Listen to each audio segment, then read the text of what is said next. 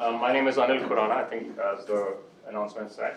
I've rejoined academia after 25 years. I used to be a professor in Michigan, then in Boston till 1999. Then I quit.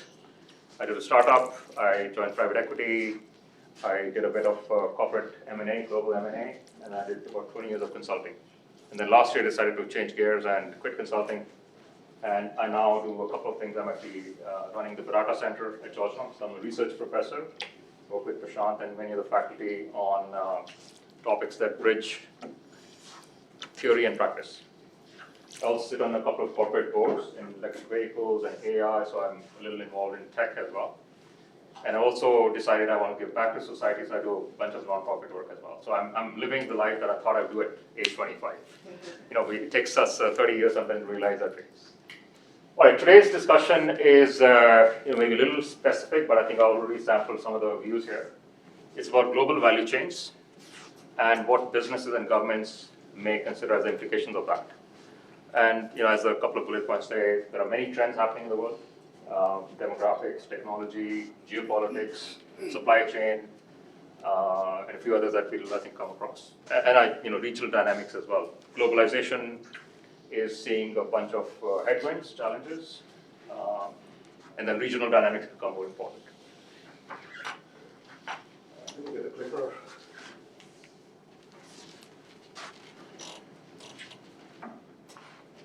All right, so you all know what global value chains are, right? For the services folks, it may not be obvious, so I'll spend a couple minutes. I'm sorry about the font. I think when we sent the document over, it lost some of the font. So you think of a product. Let's take your iPad.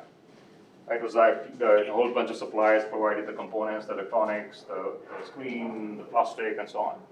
And then Apple and Foxconn, in this case, manufactured it. They go through distributors directly, and then we as consumers consume it. Right? But pretty simple. But behind that sort of value chain decisions is a whole complexity. Right? And again, all of you understand that, but just to level set. So when you think about suppliers, relationship can be arm's length or collaborative. Arm's length are you have RFPs, you tenders, every year you tender, and you get suppliers to supply for 2 years, 3 years, and they're gone, then they have a new one, and that's very arm's length. That's trading, right? We are looking at suppliers as commodities. And for some components or subsystems, you may actually do that, nuts and bolts, right? They're standard. So more standard, the more arm's length you can be. But otherwise, you need to be collaborative in some form. Less, more, just a question of intent. When it comes to manufacturers, again, you see some are vertically integrated, some are distributed, some actually work with a lot of their suppliers.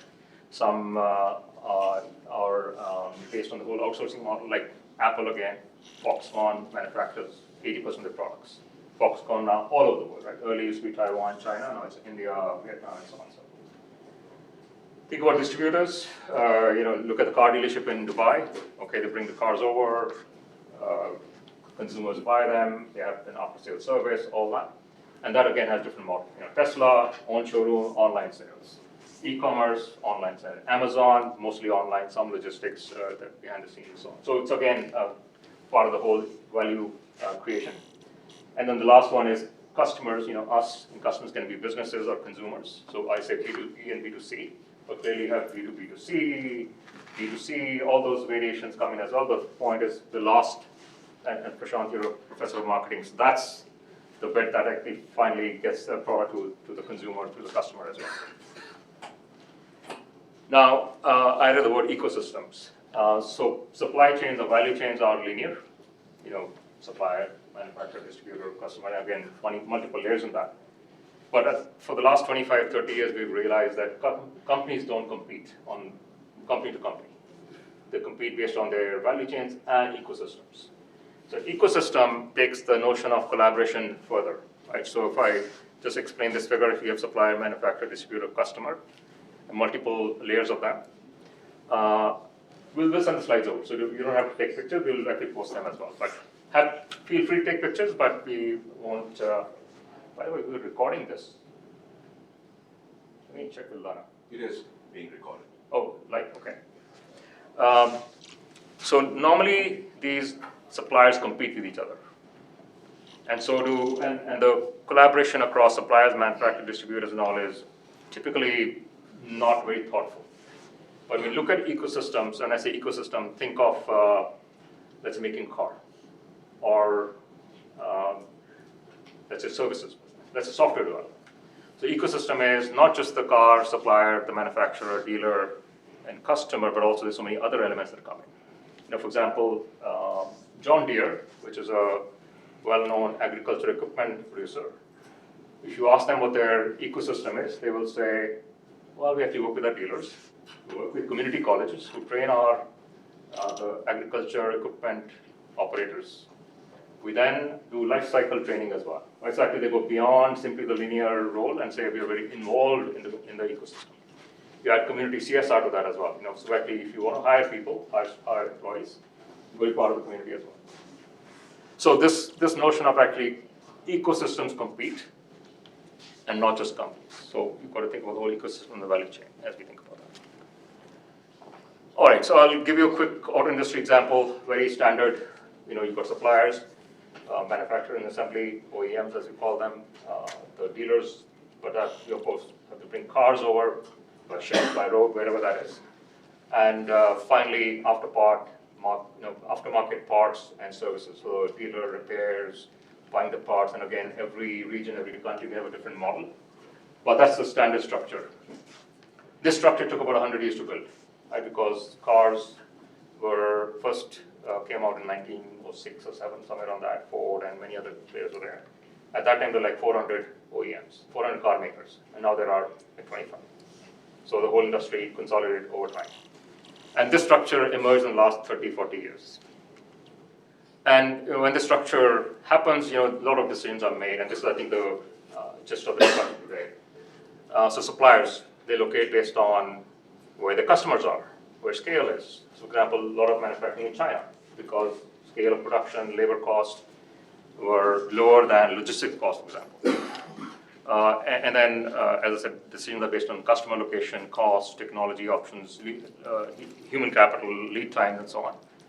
And similarly for the manufacturers as well, they look at economics, consumers, country regulations coming, incentives coming, right? What's the tariff, what's the cost? And these days you hear a lot about that, Chinese cars coming to Europe, there's a tariff of 20%, 15%. US cars sent to China or India, again, very similar tariff structure as well. Agriculture, very similar thing. So a lot of tariffs in the world that create a friction that I think is becoming a question and a debate for many. And when we think about logistic distribution sales, which is a lot of things, clearly think about cross-country borders.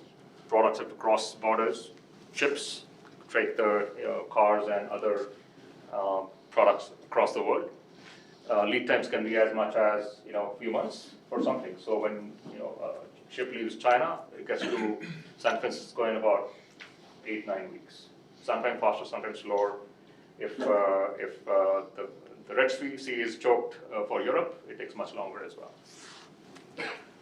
And then we are seeing the complete revolution in the whole distribution segment because of digitization, because of e-commerce, because of customer data, because of closer connectivity. Normally these have been very archaic industries, logistics, shipping, no one touched them, they happened, but now they're being disrupted with technology in particular, but then geopolitics comes in as well.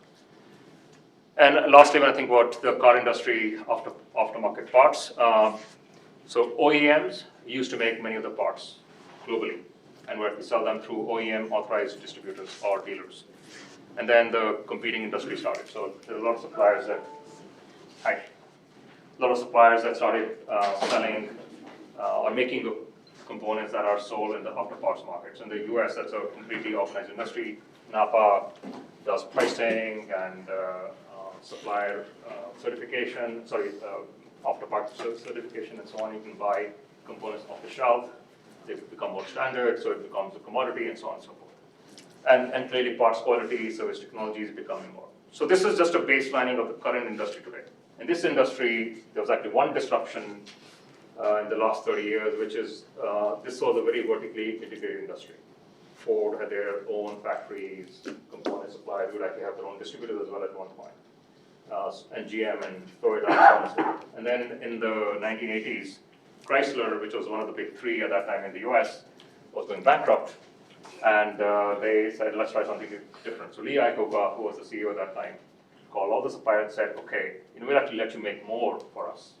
You can add more value than us, but in return, we want your loyalty, we want your actually input design, and that created this structure. This structure did not exist until, I say, 1985 or so. So you saw an industry in change, right? That industry change is pretty much the same today, but as we'll talk about later on, with many changes coming in, the EV industry, big revolution, big shift happening in this, and this is a $4 trillion industry, so it's not the world's GDP is about 85 trillion. So 4 trillion is about 5% of the global industry. So 5% is small, but it's actually significant, right? You add the 5% and you have the global industry. And as folks in this region know, the UAE, Saudi have been very keen to set up an auto industry in the region. And it's been challenging because of some of these things. Scale. You don't have scale in the market. Because of cost. You don't have the logistics cost optimization possible. You don't have the parts manufacturing industry. So those things take a while to build. But now with EVs, as I'll discuss later on, the scale has come down, the entry barriers have come down, a lot of suppliers are there in the market. Instead of 25 OEMs, you have hundreds of them.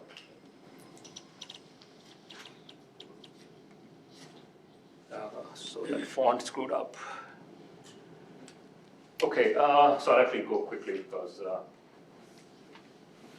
So this is a busy slide, and I'll take a few minutes to explain. So I think as we were chatting before we started, and I think every generation says that this is the inflection point in this generation, right? But I think so many things are happening. This slide would have looked like 1/5 the size if we were doing this talk 15 years ago. It's busy because so many things are happening, and I haven't even, this is not exhaustive, but this is a piece of research we're doing on what trends are shaping industries today or in the next decade or so. And so if I look at the buckets, demographic shifts, aging populations, youth employment, gender mix changes, right? All those things are happening. Technology and clock speeds. So technology is changing rapidly. Clock speed is a phrase that I think you'll hear me talk about today quite a bit. And clock speed is a pace at which an industry or even a country changes, right? If you think of software, it changes very fast.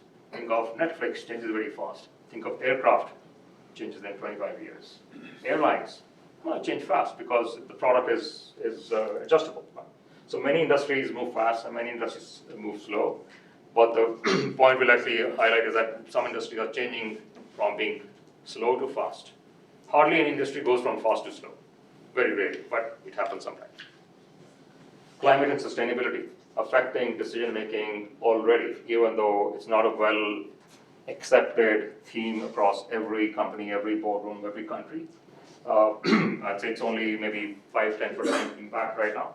But COP29 was here. We had decisions around financial investments, decisions around location, decisions around tariffs coming from that. And the Europe CBAM carbon adjustment mechanism is started in October last year. India has already filed a complaint in the WTO saying this is unfair. So these will cause a lot of changes on locations, regulations, and so on and so forth. And UAE is now at the forefront, after maybe several years of perhaps not being completely mainstream. COP28 has, I think, created a lot of momentum. And I think geopolitics and a fraction. Well, I think you talk about geopolitics in the national defense thing, but it's tariffs and taxes. So political conflict is often associated with economic conflict. And you're from China, right? So we see that, and I'm not going to be shy about it. It's happening, right? It's happening, so it is a fact. National security becomes a key theme. So one of the things we did last year was we hosted a conference for the Barata Center, which focuses on global business in DC. And the Secretary of Commerce was there, Gina Raimondo. And one of the things we discussed with her was national security versus business in general. And the point made was small garden, tall fence. And when I explain that, small garden means there are few things that we want to actually be cautious about for exports or imports or data and so on. And these are maybe the most advanced weapons, maybe the most advanced AI, semiconductors. And tall fence means in those we completely close it out, right? So that's the China-US, decoupling or conflict that's happening. But the concern is that that garden is becoming bigger, and the fences are porous. Right? So actually, then you put in more controls into that. And fences are porous because there's a gray market, definitions aren't clear, the political system moves slowly, companies move faster, and so on and so forth. And then at the bottom, I said socio-political changes, which is a question I was trying to explore earlier. So there's a trust factor in our socio-political system. When I say trust, there was actually a study done by Edelman about 2 years ago, and I think they do it every year. And trust in governments used to be the highest for decades. People would trust the government and not trust the company. Because that company is, you guys manipulate, you do reporting, you pay CEO so much. Now it's actually flipped around. People trust companies much more than they trust governments. And there are many other players as well. You think of local government, think of non-profits, right? But companies at the top of the list in terms of trust. And that's a big social political change because we don't trust our politicians. And I'm saying it broadly, generally, not in any particular market or region. Social media, big disruptor. Big disruptor, but for business, marketing, right? Social media is a key influencer, e-commerce enabler, and aside from that, of course, it has its role in politics and all as well. Immigration pressures. So in the US, the agricultural industry would be shut down almost completely if Mexican immigrants didn't come to the US every crop season, every summer. Yet we have an immigration crisis in the southern border of the US. In here, in the UAE, right, if we have a very progressive immigration policy, and construction and the services and the whole tourism industry was shut down if that didn't happen. Right? So there's actually pros and cons about immigration, and clearly that's going to be a big topic in decades to come. I don't need to go into specific details, but for example, aging population. We'll give you just one illustration. What does that mean? How does it change business? Well, the whole old age business that's so common in the US is now becoming global. Old age care, both medical and general, families can't keep up, right? So actually, that's an example. You think about something mundane, so you're in manufacturing. In manufacturing, when problems happen on the shop floor, quality, design issues, how do you fix that? Right? You have data. You also have to have expertise. That expertise is created over years, decades. And so when I say that, the number of experienced production quality people in the world has come down significantly. And the reason is production didn't pay as much as, let's say, banking. So people moved from there, and then fewer people started going there. With an aging population, that means that fewer of those folks are going in. And so we always find solutions. Humanity is very innovative. So AI is now solving some of the gaps there.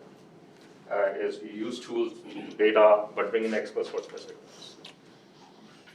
Any comments, questions on this page? It's a busy page. I didn't necessarily explain everything.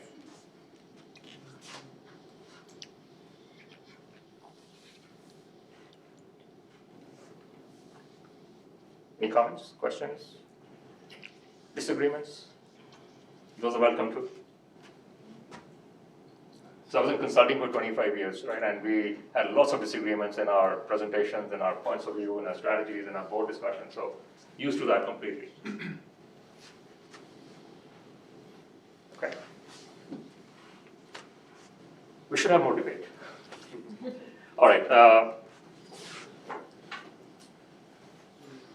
Okay, so I talked about the car industry having gone through one change. So let me explain that. So I said, Chrysler came in and disrupted the vertical industry.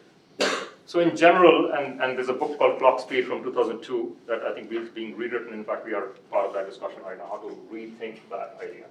The clock speed idea, some industries move fast, some industries move slow.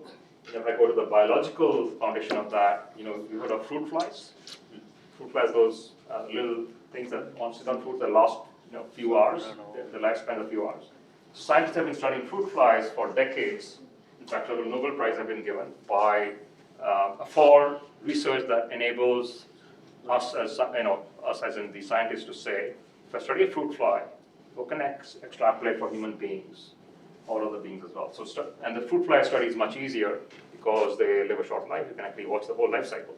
You can also study their cellular mechanism, organisms, and so on. So fruit flies have been studied for a long time. And so that book was based on studying small or fast cycle industry like software and media and all, and trying to. So when industries are vertically integrated, think Toyota, 25 years ago, or think Ford 25 years ago. Ford used to have a factory in near Detroit that had something like 50,000 workers in one factory. Imagine. In that factory, they had steel making, they had assembly, component making, component making, assembly, testing, everything, right? In one factory, end to end. Today, the chain is spread all over. The steel comes from China or Australia. The components are made by someone, some of the suppliers. The assembly is done in a Ford facility, and then distribution happens all over. So that shift happened over time. And that happened because, some of the text is screwed up, but that happened because of 2 or 3 fundamental things. One is competition creates innovation. Right? So when we think about competition, it creates innovation because we compete. Company A versus company B, person A versus, and that leads to innovation. So niche competitors come in. So in the case of the auto industry, let's say the suppliers for the dashboard, right? They came in and said, we have to make a better dashboard. Dashboard look clunky, look at today's dashboard, they are amazing. So this is missing some text. The vertical industries, the vertical companies are also very complicated, very hierarchical. So if you have to manage 50,000 workers in one factory and you have 3 of those, you have 200,000 people in 3-4 factories around the world. Managing them is like managing the army. Very bureaucratic, very slow, very structured. And so that becomes a bit of a handicap when something's changing. You can't decide. This can go 3-4 levels up, they come 3-4 levels down. You're not allowed to communicate, all that happens. And then the org structures, so aside from bureaucracy, the org structures in the whole chain are not communicating enough. There's not enough communication in those. So at that point, there's a pressure to change the structure. So these niche competitors, actually, some of them gain dominance. Let's say when, and I'll explain this in further detail later on, when Intel became the chip supplier for IBM, created a whole industry. When Microsoft became the operating system supplier for IBM, for the IBM PC, it became a whole industry. And so that's the second part of this helix, which is that products become modular, more standard. When they're vertical, you can actually do everything yourself, right? The car door and the fitting to the car door, you can actually, twist it and tweak it. When it's a standard thing, the door has to fit the first time into the car, or the engine has to fit the first time. Things become modular, more commoditized, and hence interoperable. A car door from supplier A and a supplier B will both fit a Ford car or Toyota car. So multiple suppliers come in, they create standards, they create interoperability. And these are driven by technology, so chips and so on actually could be standardized. By the supplier market power, so when one supplier becomes more powerful, I take the example of Microsoft, they then put pressure on the customer. So IBM used to be the maker of the big microprocessors, small microprocessors, and until Microsoft came in, they had little reason to innovate. Microsoft came with the new operating system, gradually flexed their muscle, created a whole industry. Right, so suppliers, flex their market power. And then that also leads to proprietary systems, which means I have one component. Let's say I have in the car, I have the seating system. Can I expand that to include other systems as well? Because I can now have a sensor in the seating system that you need to provide the data for. And because Microsoft, aside from the operating system, they began to do application software as well. So I could buy my ERP, and they bought Great Plains 20 years ago. So companies move from vertical to horizontal frequently, triggered by these drivers. In general, vertical stages of industry last a long time. Long is relative, of course. In fast clock speed is maybe a few years. In slow clock speed is a few decades. But horizontal changes, when companies are horizontal or modular, competition is intense. And these stages last a very short time. And that's one of the cycles of verticalization and horizontalization happen. And these happen in services, and banking, and our digital assets as well. But I'll use physical product illustrations today.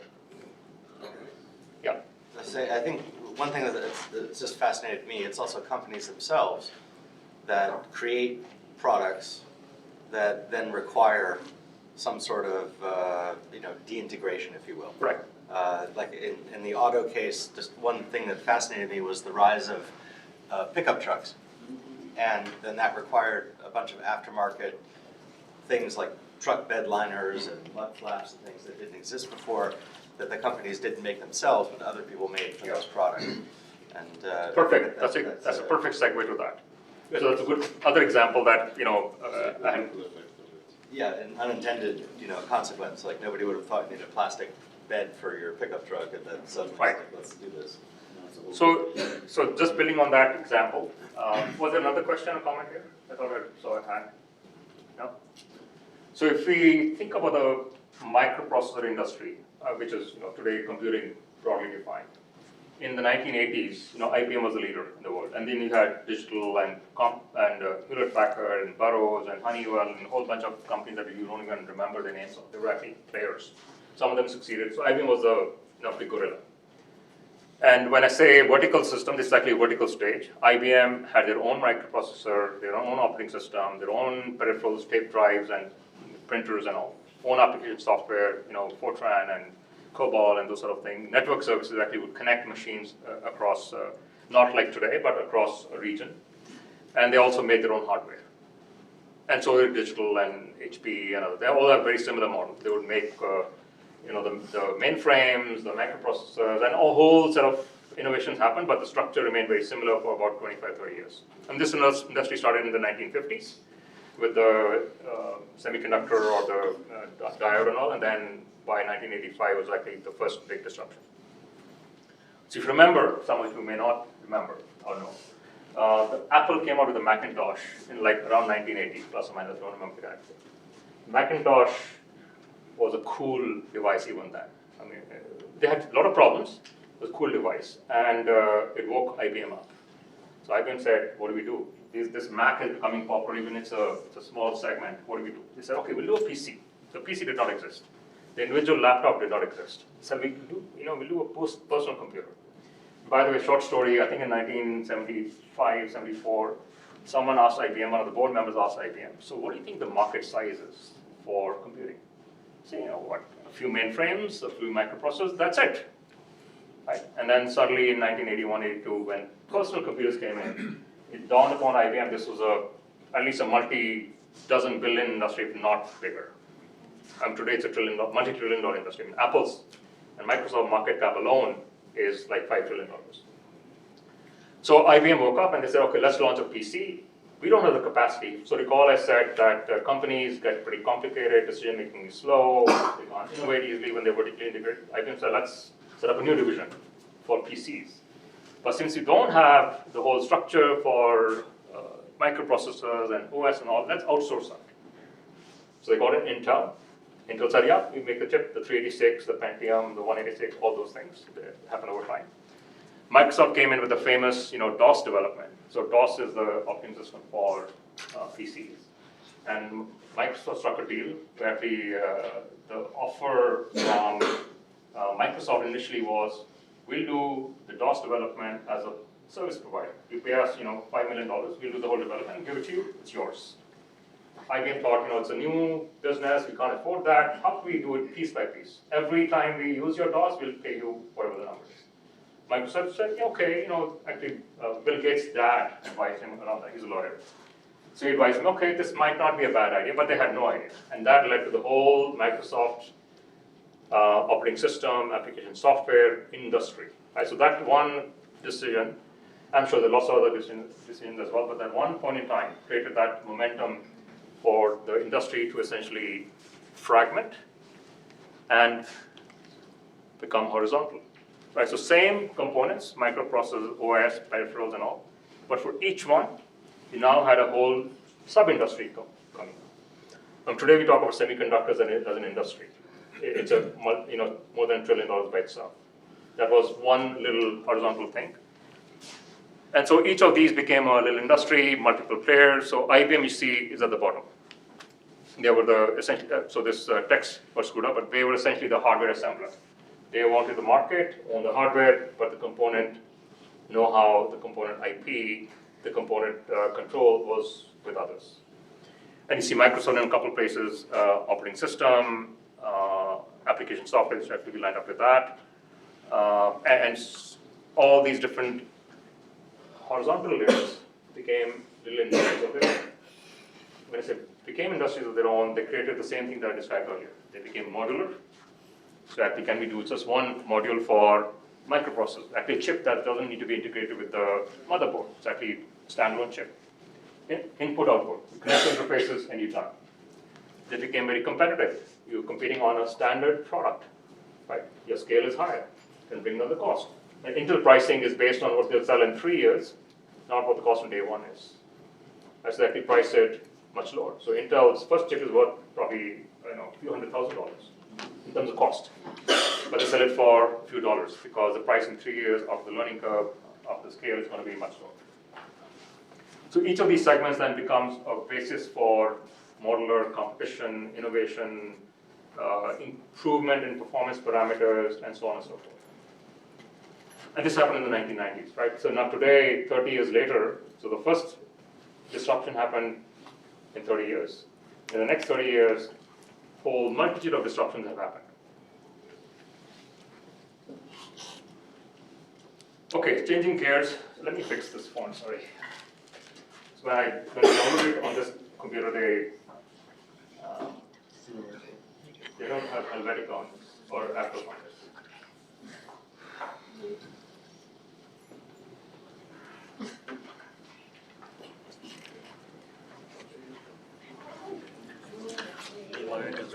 So we'll move briefly to a few. So remember that busy slide, and then one of them was geopolitics. So we talked technology, clock speed, briefly about demographics.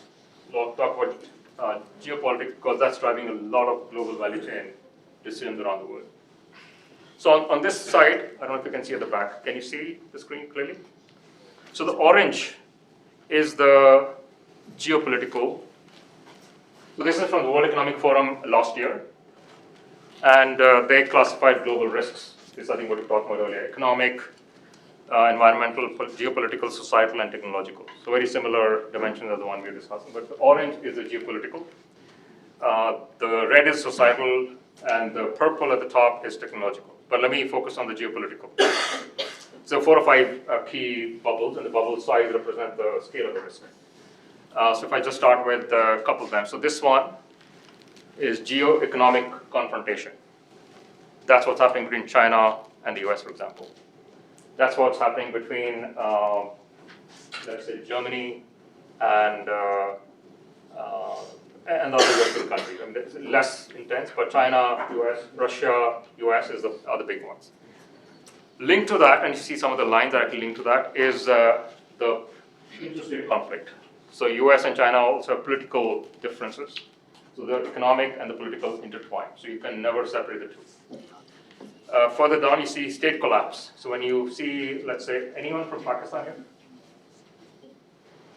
So Pakistan has not been a very stable country for the last couple of decades. And that always creates a threat. So trade between Pakistan and the rest of the world is much lower than what it could be based on the economic size, population size, and so on. And then you have a couple of other smaller ones.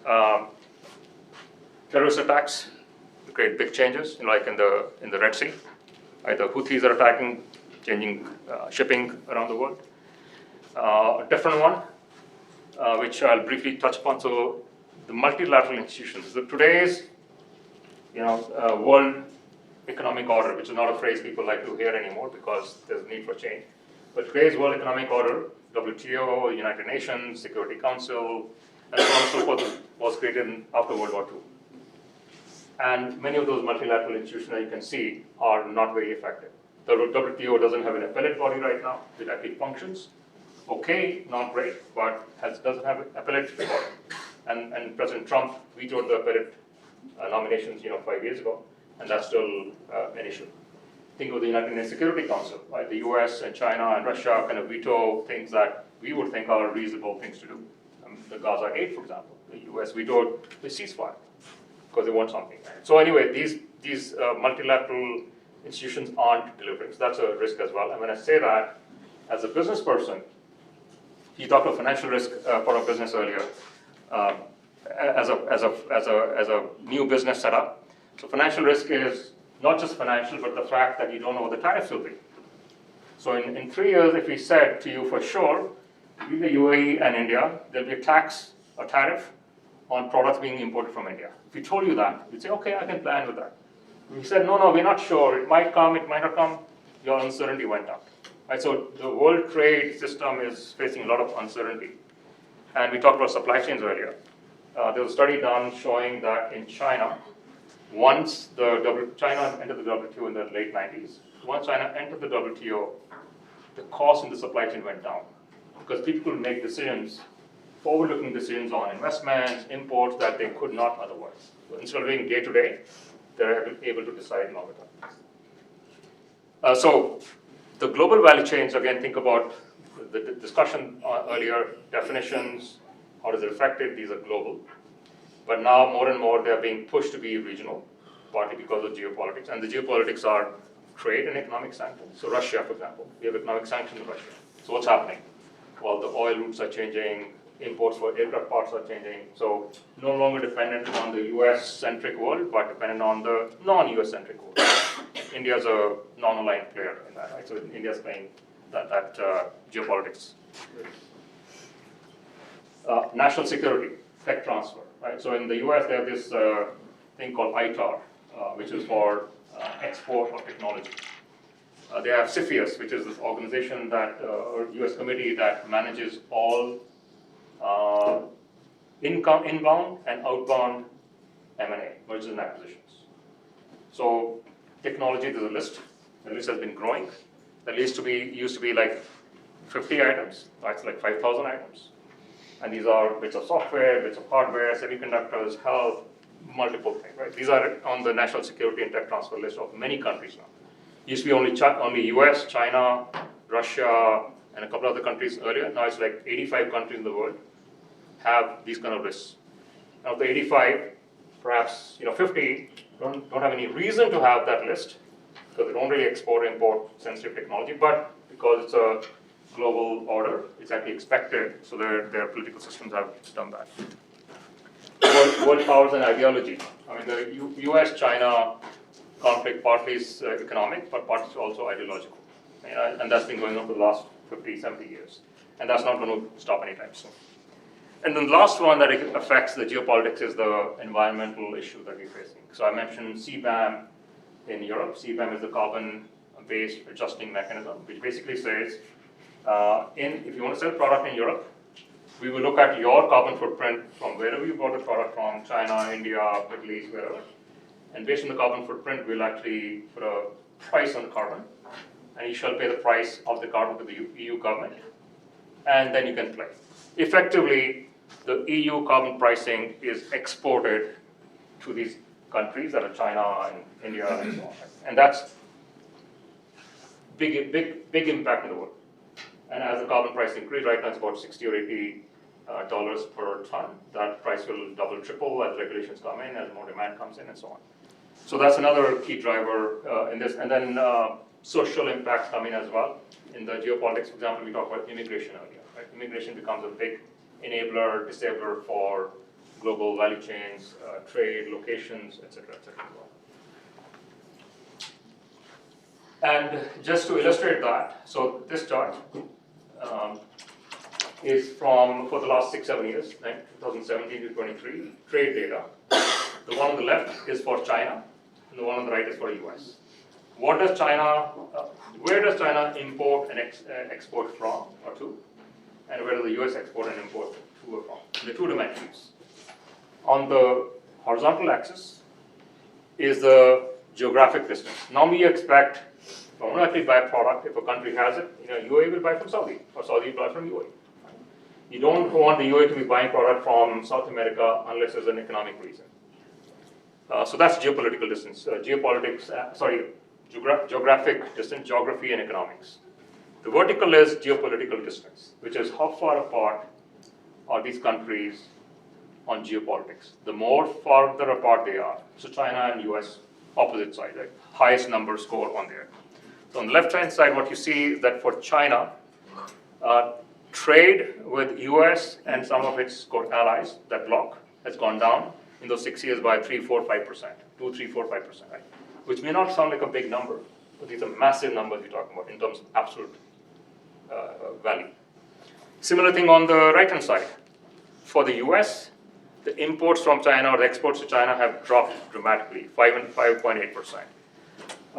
Other countries less so because, so Middle East, for example, has dropped a little bit.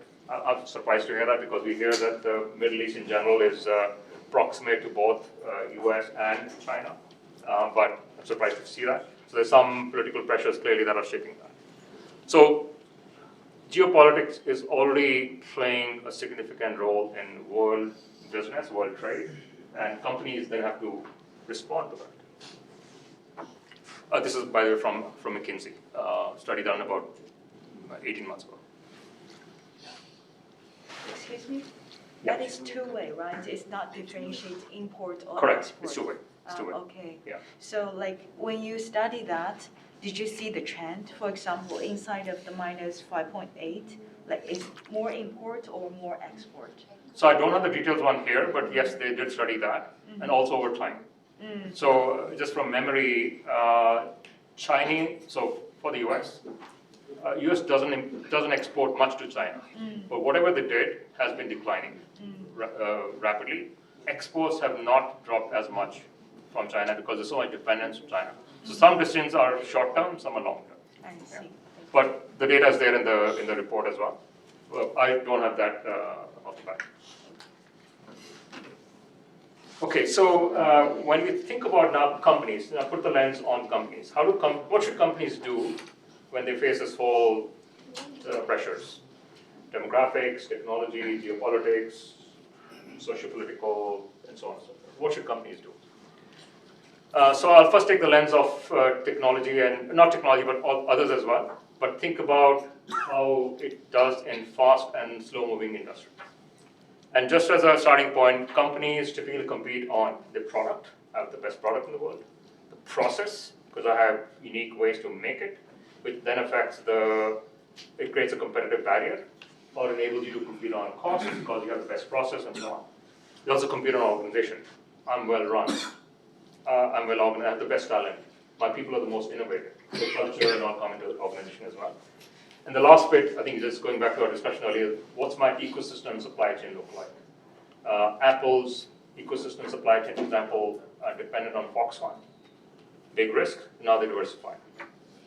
All in China, now they're diversifying from China to Vietnam. So there are different triggers for that. But then if you just step back and say, what does a company need to build to create competitive advantage in these areas? And I'm going to look at a couple of examples that I jotted down.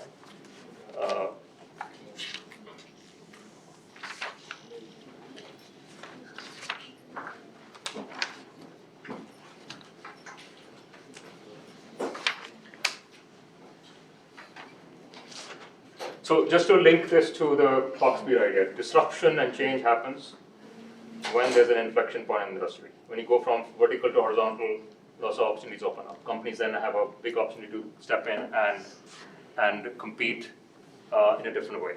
So for the incumbents, the current players, it's a big risk. For the new entrants, it's a big opportunity. So think of EVs, which we'll talk about briefly again.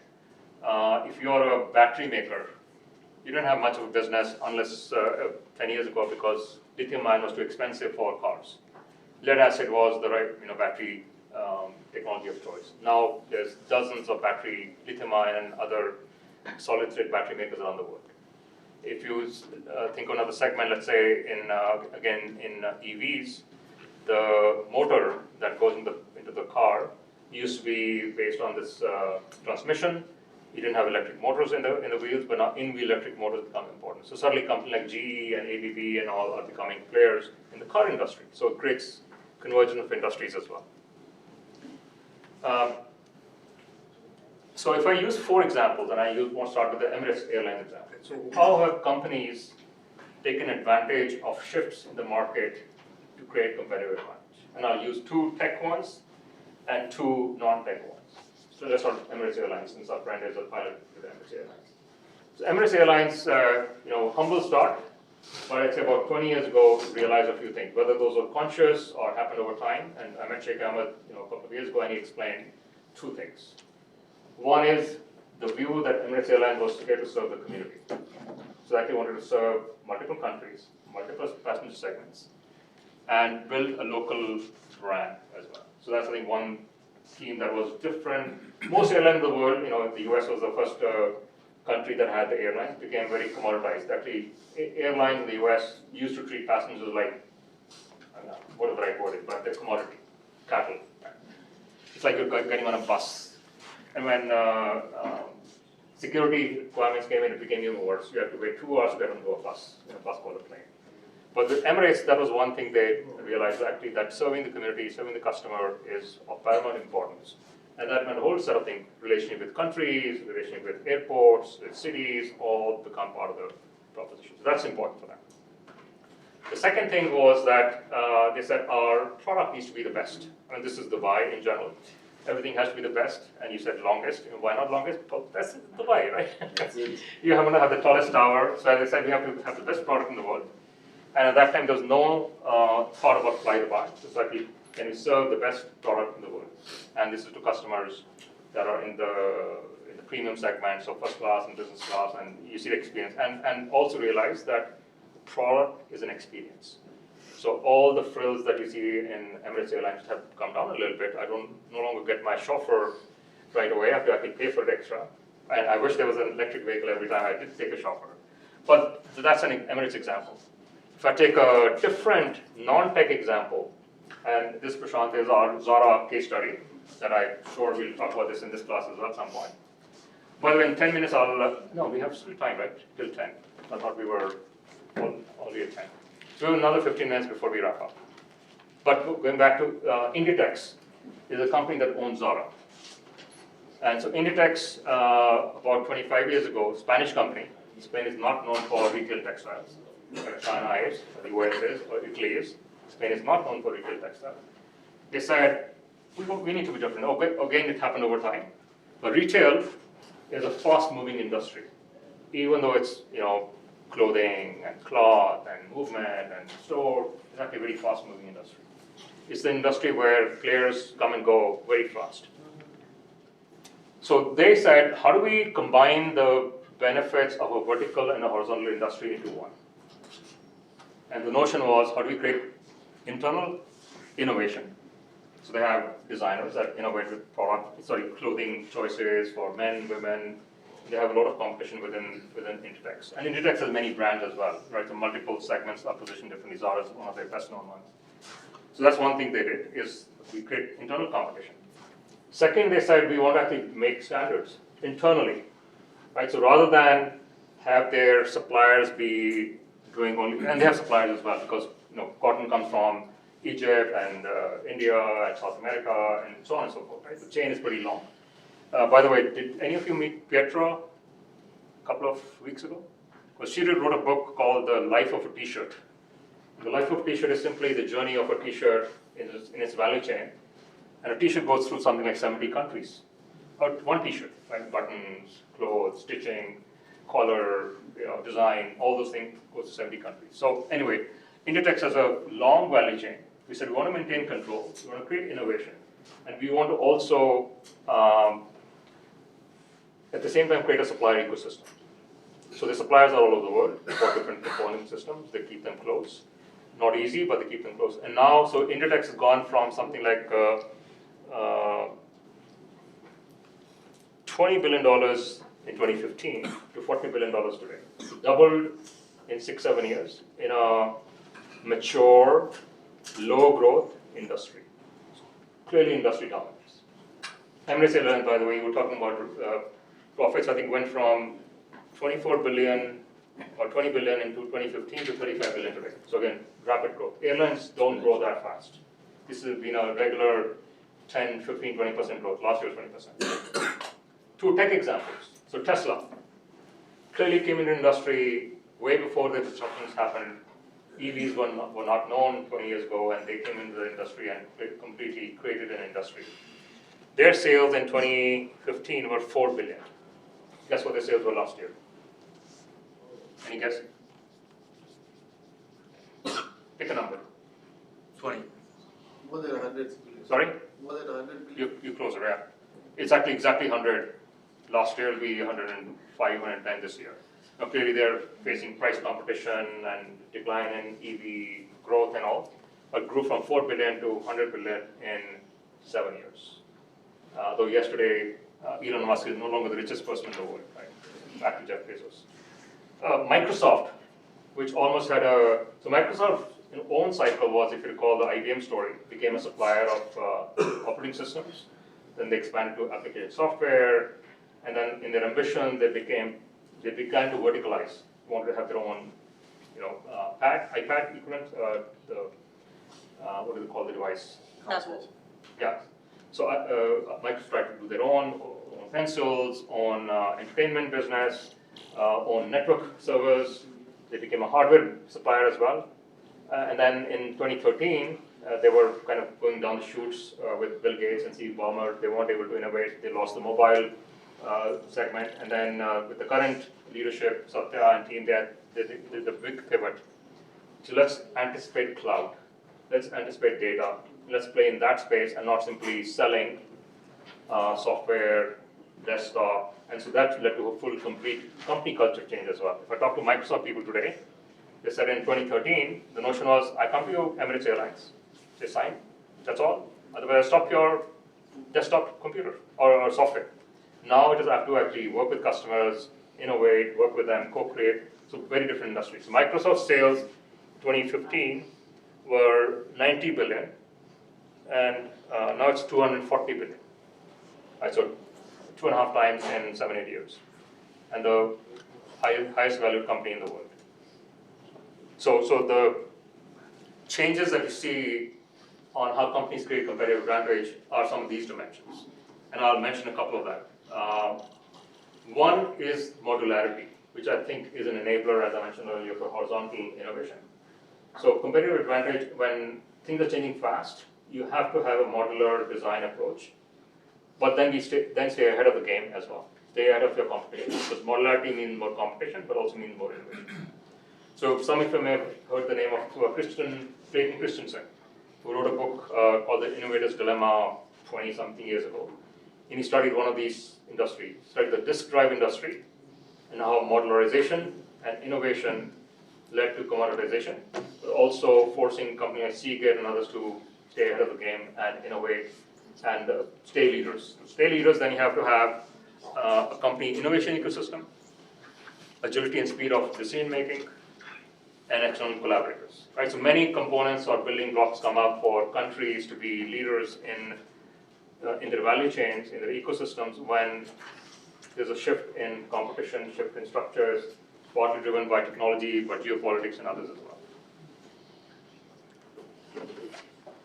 So I mentioned some of those examples. Now the question that we don't often ask is, what do countries do?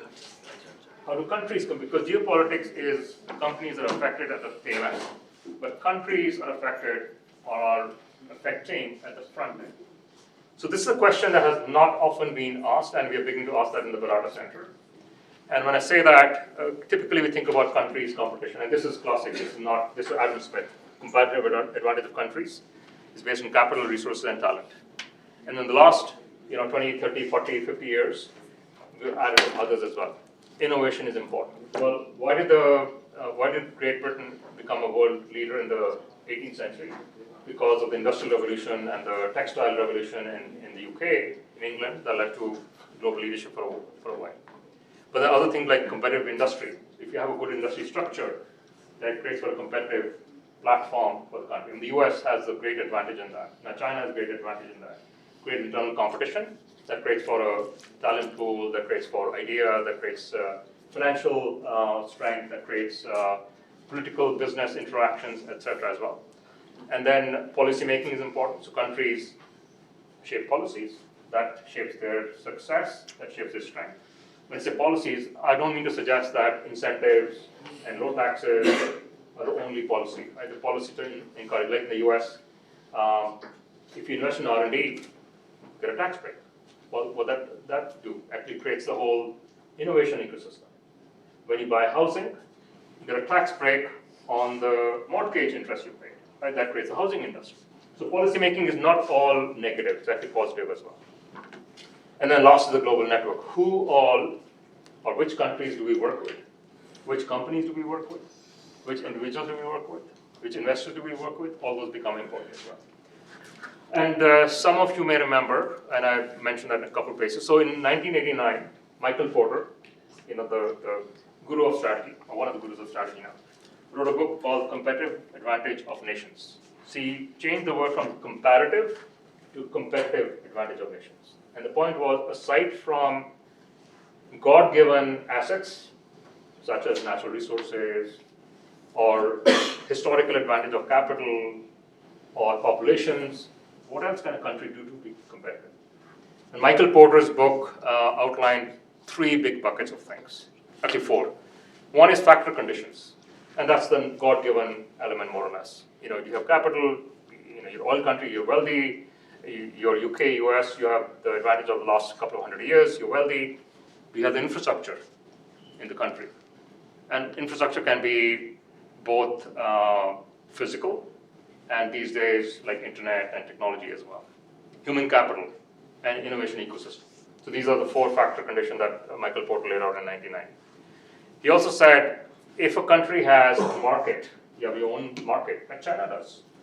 You have your own customers, like India does. Right? You can actually innovate for that market and create an advantage. So C.K. Prahlad wrote a book 20 years ago called The Bottom of the Pyramid, or Competition at the Bottom of the Pyramid. And the whole idea was, if you can design products at low cost for low price segments, you can then innovate for high price segments as well. And not trivial.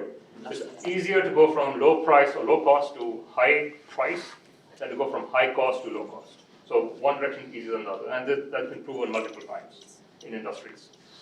The third thing he said was competitive industry ecosystem. You have competition in the country, does it create a system? You have buyers, suppliers, customers, banks, because lawyers, they all become part of the ecosystem that you have there. And the last thing which is hidden at the bottom is, do you have a strong supply chain, a strong supply industry that matters as well? Like the auto industry, for example, I mentioned earlier, for the Middle East to compete in that, you have to build a supply industry as well. I did some work with JLR in 2012-13, and JLR and the Saudi government had an agreement to set up assembly in Saudi Arabia. This is, for classic internal combustion engines where scales are in the hundreds of thousands. We did some diligence. I worked with the JLR and Saudi government, and we concluded JLR cannot succeed, even though the Saudi government is going to give aluminum at heavily discounted prices for the car, because the supply chain, the ecosystem did not exist, along with the fact that the labor did not exist as well. Right? Saudi labor was not trained, it would take years to, so if the Saudi government was willing to pay that cost, yes, it could be done, but otherwise no. And the cost is pretty high, so it was kept at that time. Now it's come back because EVs are much lower scale. It's a point in disruption where, it's a point in time where established players don't have an established model. You can actually set up businesses in countries like Saudi Arabia, countries like UAE, which may not be competitive in the classic sense earlier, but now because of change happening, because of technology, because of geopolitics, because of capital, you can actually make a play. So the rules of competition are beginning to change. It's part of the point here. And then Michael Porter in his book then had a small box called government. He underplayed government, in my view. He underplayed government by saying that classic competition theory gives answers, factor prices, factor conditions, market dynamics, supply chains, and competitive industry are the main ones. And government, yeah, they can do something, but not a whole lot. I think that's been proven quite different the last 25 years. In fact, there's a series of studies done in the late 90s, early 2000s that basically said, in the next 25 years, we believe that the world will be run by companies, not governments.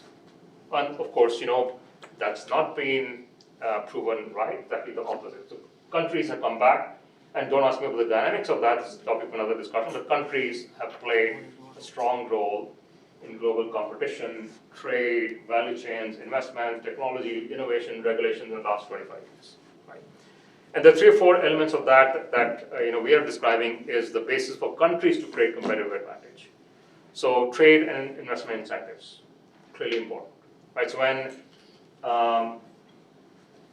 pre-COVID, Singapore had the leading blockchain and digital platform economies in the world. COVID happened, what happened? Right? Singapore shut down, very conservative, very safe. And what happened in Dubai? I said, let's keep a balance. Let's stop things, but let's also test everyone. Let them come in. If you are reported, then we'll of course come down and put you in a hospital. Otherwise, let business continue. Many of those players are now in Dubai. So Dubai now, and UAE more broadly, Dubai now has the leading digital asset players in the world. If not the platform, because the platforms are global and virtual and the cloud, they're actually being run from here. And Dubai is also started putting regulations in. I mean, in general, crypto, blockchain, not regulated. The US is trying to regulate as well now, but going too hard on regulations. And Dubai is, I think, again, I'm not suggesting Dubai is doing the right kind of regulation, I don't know. But they have a regulatory authority, they have enabled the talent to come in, and so if you want to be in digital and cryptocurrency, Dubai is the place to be. What do? They provide some incentives, provide regulations. They responded quickly to the Singapore gap and said, come on over, golden visa. Right?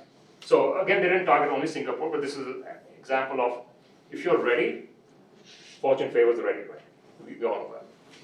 And the last thing, global collaboration and partnerships.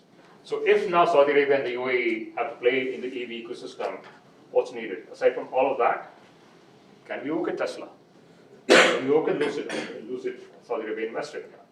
Can we work with battery makers, Panasonic or CATL, whosoever that is?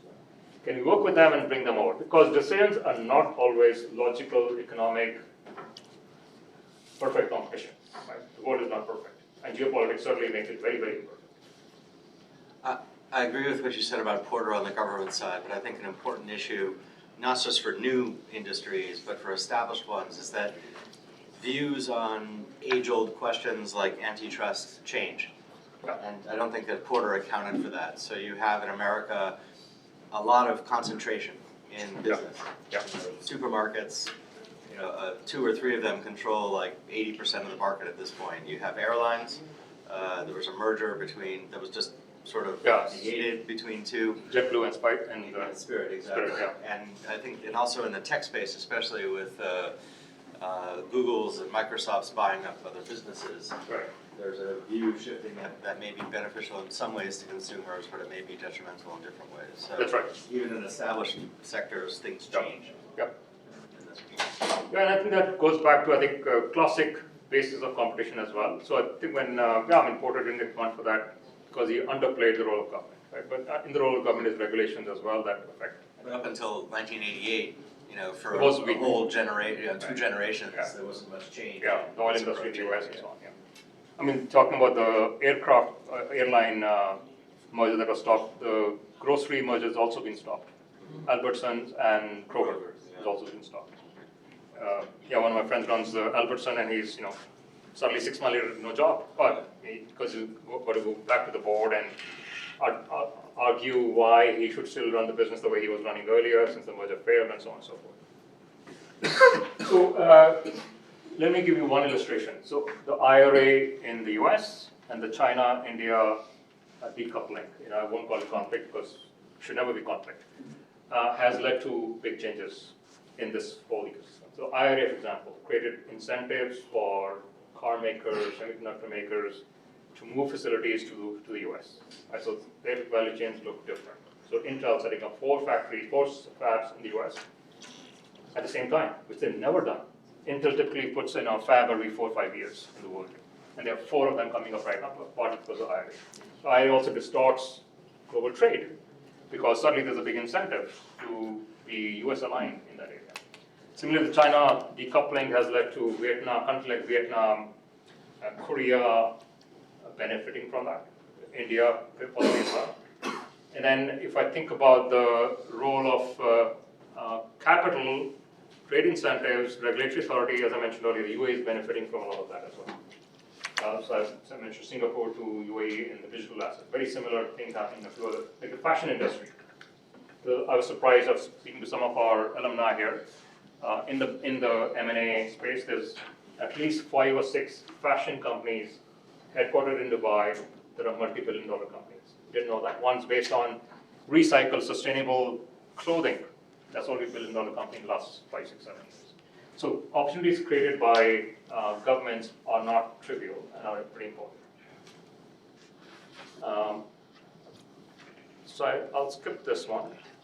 because we talked about this. So this is the auto industry, let's say 5 years ago. And I'll mention maybe a couple of things. So auto industry, OEMs and suppliers are challenged by two things. I mentioned a few of them. One is they have to now juggle a portfolio of internal combustion engines, so make the standard cars, because that's the current bread and butter, while investing for EVs and all as well. And if you didn't invest 5, 6, 7 years ago, you have to invest a lot right now. So the balance sheets of many of the OEMs look pretty, and the suppliers look pretty weak because of that. And they're not saying it, but they have to spread the portfolio over some years, and what happens as a result. I'm not suggesting that OEMs should go all in on EVs, because that decision is also up to the consumer in the next decade or so. It will happen, but whether it's 100% EVs, 20% EVs, don't know, right? That's the direction to take. But OEMs are spread very thin when it comes to their capital, their balance sheets, and so on. They're also spread thin in terms of the supply-based changes. So their development is weak, or weaker than it should be, which means their whole horizontal structure in the chain is also weak. So those two things put the OEMs that are not playing behind. I would actually even put Toyota in the question mark bucket. They're the biggest company in the world, the most successful company in the world. They're more successful this year because they did not go EV, but they're not prepared for some of the EV shifts that's happening. So I'm not suggesting Toyota will fail, but they may have a challenge next decade. And I think they're behind. So actually I know that Denso, which is their tier 1 supplier, and works very closely with them very well. And the CEO and all agree with me that Denso needs to innovate, even for EVs, even though Toyota is not taking the lead on EVs. So when it comes to decisions like value chain A versus value chain B, industry version A versus B, you see a lot of companies making a range of choices that seem like, which one do you want? Actually, no, I want both of them. I want all of them until I decide which one I want to go for. So that portfolio diversification becomes important, and since the OEMs don't have the capital for it, they're a little struggling for that. Now, just to show you how the EV value chain looks like, so this is not quite fully developed, and the slide isn't necessarily the prettiest, but the EV value chain looks very different. And this is the horizontalization of the internal combustion value chain, except that the whole architecture changes. So you have raw materials, which is mining. You never thought of mining as a critical element, but because cobalt, nickel, lithium, mine materials are in short supply, every one of the OEMs, Tesla owns mines in South America already. Battery cell production. So battery is not an expertise that a typical OEM has. So they have to have a Panasonic or other partnership. Even Tesla works with Panasonic. EV manufacturing assembly, perhaps more classic, because that's their bread and butter. EV sales, okay, the model's changing, but maybe not very different, except for one thing. EVs produce tons of data.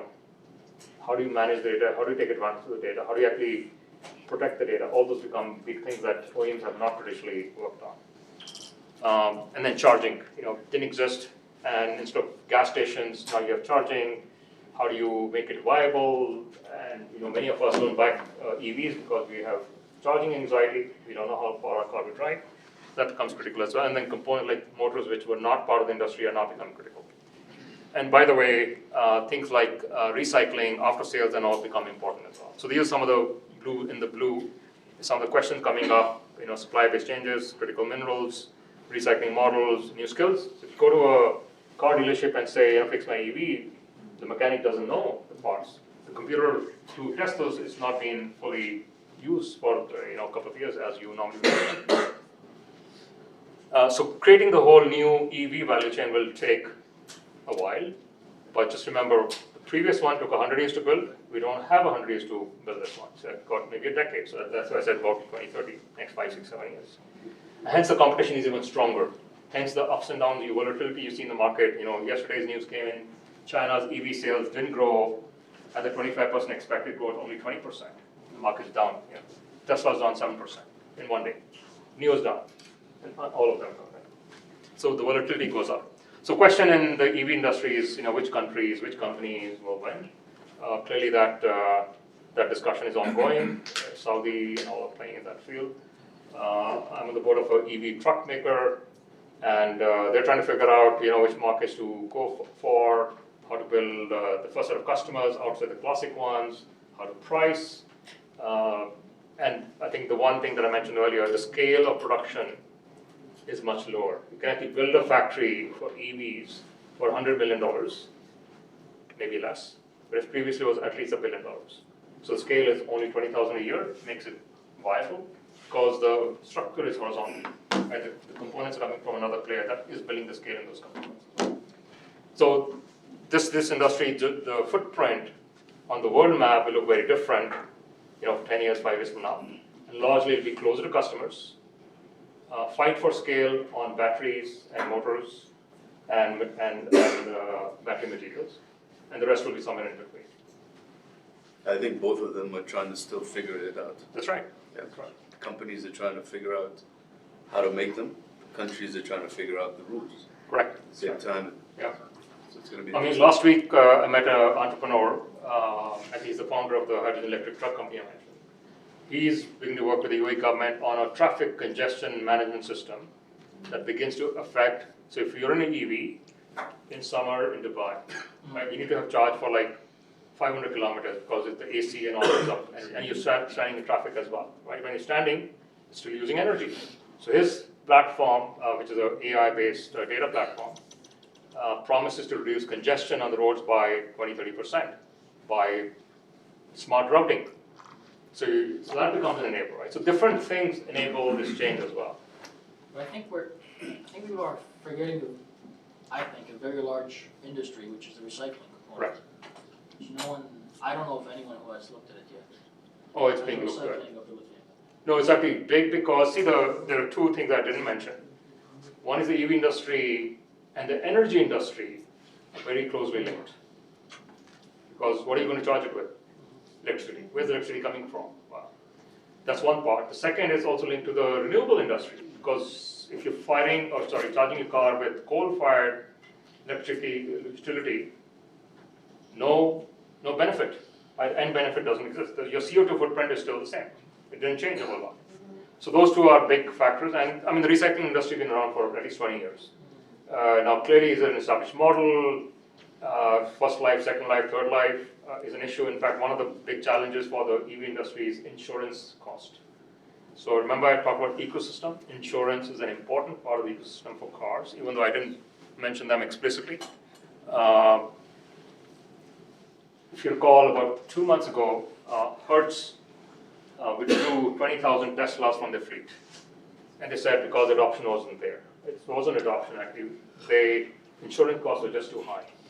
And insurance costs are high because, occasionally the battery catches fire, occasionally Tesla autonomy doesn't work.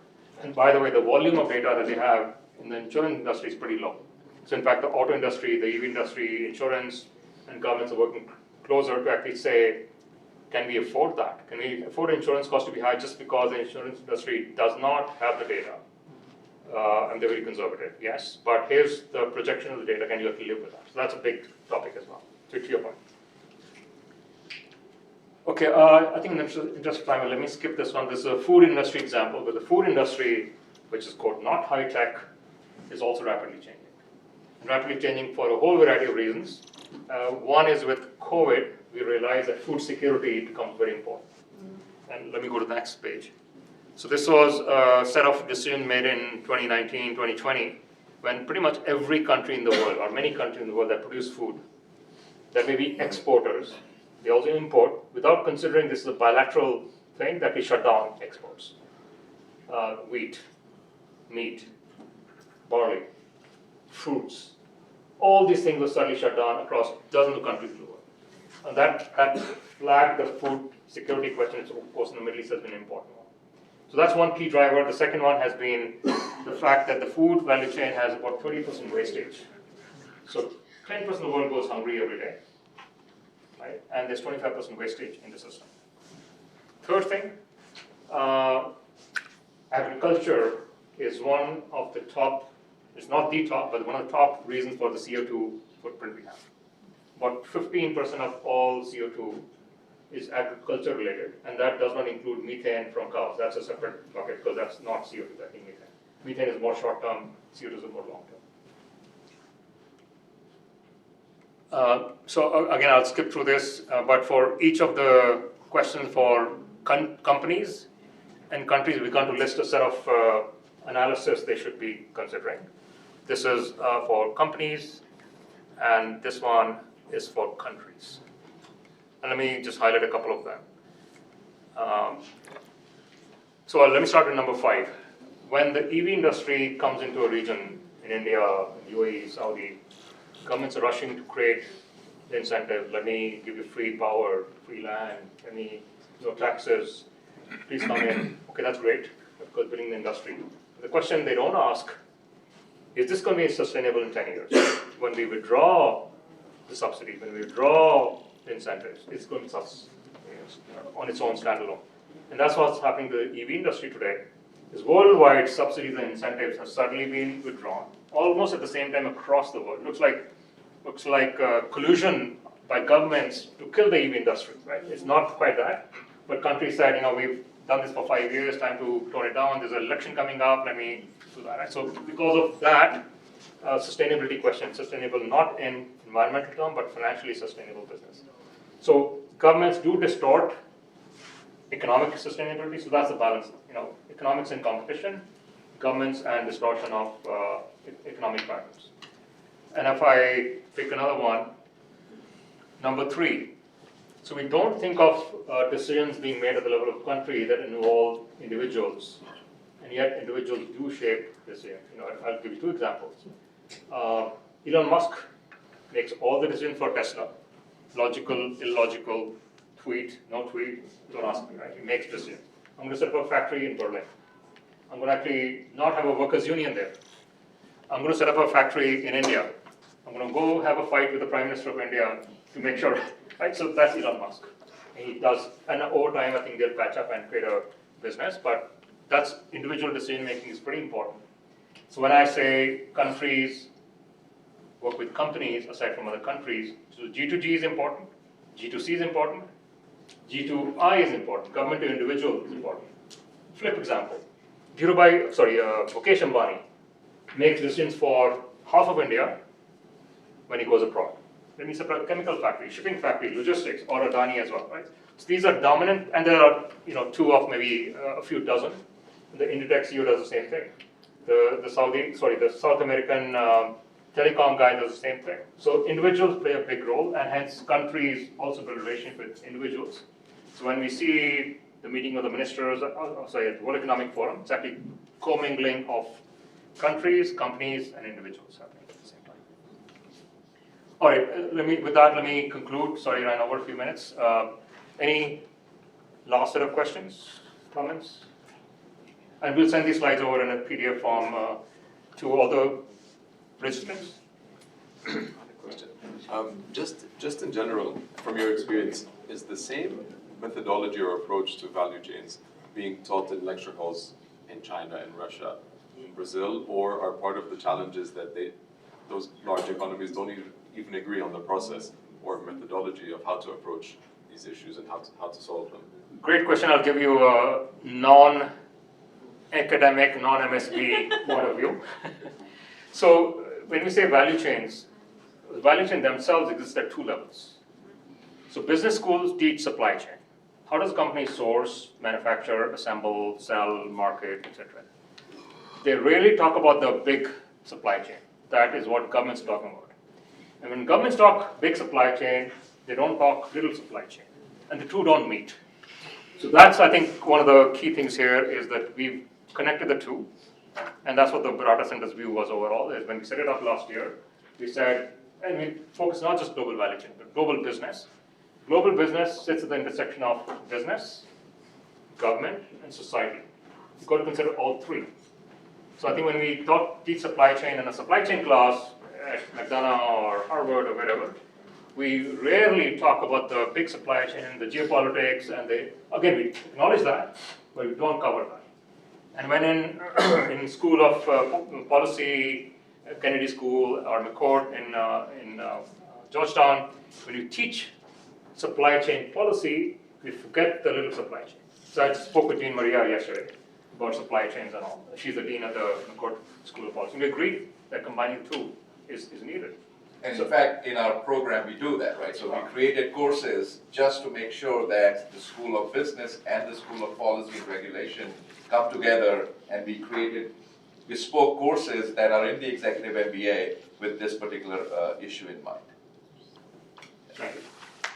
Any other comments, questions? Right, thank you very much. Good to meet you all. Yes. Two big, basically countries back up, your manufacturers. I would take an example of Boeing. Somewhere, it's my views, I'm never saying.